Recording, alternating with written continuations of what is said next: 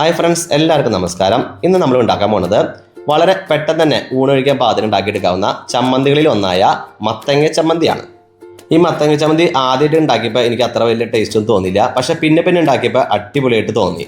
അപ്പോൾ നിങ്ങളും ഈ വെറൈറ്റി ആയിട്ടുള്ള ചമ്മന്തി ഒന്ന് ട്രൈ ചെയ്ത് നോക്കാം. പിന്നെ മത്തങ്ങയുടെ ഗുണങ്ങളെ പറ്റി ഒന്നും പ്രത്യേകം പറയേണ്ട കാര്യമില്ല, എല്ലാവർക്കും അറിയാം. ഇപ്പം ശരീരത്തിനും വളരെ നല്ലത് തന്നെയാണ്.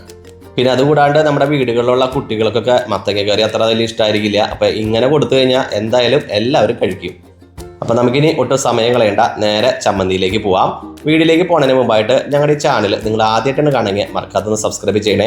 അതേപോലെ തൊട്ടടുത്തുള്ള ബെല്ലൈക്കനും കൂടി എനേബിൾ ചെയ്ത് കഴിഞ്ഞാൽ ഞങ്ങൾ ഡെയിലി ഇടുന്ന ഓരോ വീഡിയോ നിങ്ങൾക്ക് നോട്ടിഫിക്കേഷൻ വരുന്നതാണ്. അപ്പോൾ നമുക്ക് നേരെ ചമ്മന്തിയിലേക്ക് പോയാലോ. ഇതിനായിട്ട് ആദ്യം തന്നെ നമുക്ക് ഈ മത്തങ്ങ ഒന്ന് വേവിച്ചെടുക്കാം. അതിനായിട്ടൊരു പാത്രത്തിലേക്ക് വെള്ളം ഒഴിച്ചു കൊടുക്കാം. ഇനി ഇതിലേക്ക് ആവശ്യത്തിന് ഉപ്പിട്ട് കൊടുക്കാം. ഇനി ഇതിലേക്ക് ക്ലീൻ ചെയ്ത് കട്ട് ചെയ്ത 1 കപ്പ് മത്തങ്ങ ഇട്ട് കൊടുക്കാം. മത്തങ്ങ നിങ്ങൾക്ക് ഏത് ഷേപ്പിൽ വേണമെങ്കിൽ കട്ട് ചെയ്യാം. അതിന് പ്രത്യേക ഷേപ്പൊന്നുമില്ല, കാരണം നമുക്കിത് ജസ്റ്റ് ഒന്ന് വേവിച്ചെടുത്താൽ മതി. അപ്പോൾ നമ്മുടെ മത്തങ്ങ വേവിക്കാൻ വെച്ചിട്ട് അല്പസമയമായിട്ടുണ്ട്. നമുക്കൊന്ന് തുറന്നു നോക്കാം. അപ്പോൾ നമ്മുടെ മത്തങ്ങയ്ക്ക് ആവശ്യത്തിന് വെന്ത് വന്നിട്ടുണ്ട്. നമുക്കിത് വെള്ളം ഊറ്റി മാറ്റി വയ്ക്കാം. അതൊന്ന് തണുത്തതിന് ശേഷം വേണം നമുക്ക് അരച്ചെടുക്കാനായിട്ട്. അടുത്തായിട്ട് ഈ പാത്രത്തിൽ നമുക്ക് അല്പം വെളിച്ചെണ്ണ ഒഴിച്ചു കൊടുക്കാം. വെളിച്ചെണ്ണ ചേർക്കുന്ന സമയത്ത് 1 ടേബിൾ സ്പൂൺ എങ്കിലും മിനിമം ചേർക്കാൻ നോക്കാം, കാരണം നമുക്ക് ഈ വെളിച്ചെണ്ണ പിന്നീടും ആവശ്യങ്ങളുണ്ട്. വെളിച്ചെണ്ണ ചൂടായി വരുന്ന സമയത്ത് ഇതിലേക്ക് 1 ടീസ്പൂൺ കടുക് ഇട്ട് കൊടുക്കാം.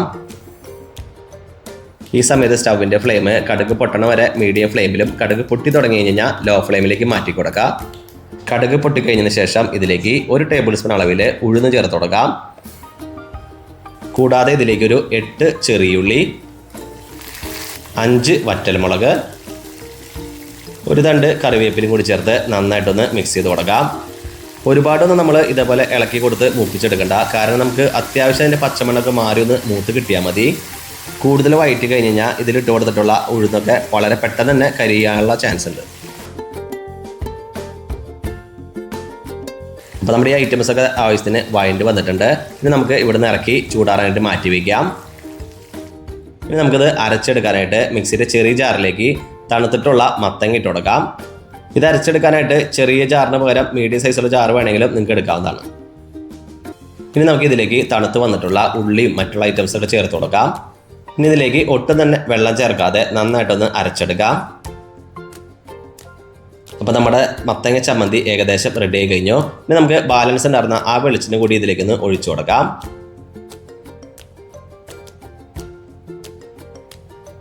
അപ്പോൾ നമുക്ക് വളരെ സിമ്പിളായിട്ട് ഉണ്ടാക്കിയെടുക്കാവുന്നതും നല്ല ടേസ്റ്റ് ആയിട്ടുള്ള മത്തങ്ങ ചമ്മന്തി ഇവിടെ റെഡി ആയിട്ടുണ്ട്. എല്ലാവരും ഒന്ന് ട്രൈ ചെയ്ത് നോക്കുക. വളരെ എളുപ്പത്തിൽ തന്നെ നിങ്ങൾക്ക് ഉണ്ടാക്കിയെടുക്കാം. അപ്പോൾ നിങ്ങൾ എന്തായാലും വളരെ പെട്ടെന്ന് തന്നെ ഊണ് കഴിക്കാനായിട്ട് എന്തെങ്കിലുമൊക്കെ ഐറ്റംസ് തട്ടിക്കൂട്ടുന്ന സമയത്ത് ഈ ഒരു മത്തങ്ങ ചമ്മന്തി നിങ്ങൾ കൺസിഡർ ചെയ്ത് നോക്കുക. അത് നിങ്ങളുടെ വിലയേറിയ ഫീഡ്ബാക്കൊക്കെ ഒന്ന് അറിയിക്കുക.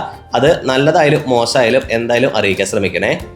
ഞങ്ങളുടെ ഈ വീഡിയോ ഇഷ്ടമായി ലൈക്ക് ചെയ്യുക, ഷെയർ ചെയ്യുക. ഒപ്പം ഞങ്ങളുടെ ചാനലൊന്ന് മറക്കാതെ സബ്സ്ക്രൈബ് ചെയ്യുക. JR Recipe ഇനിയും അടിപൊളി ഐറ്റവുമായി വരുന്നതുവരെ എല്ലാവർക്കും ബൈ.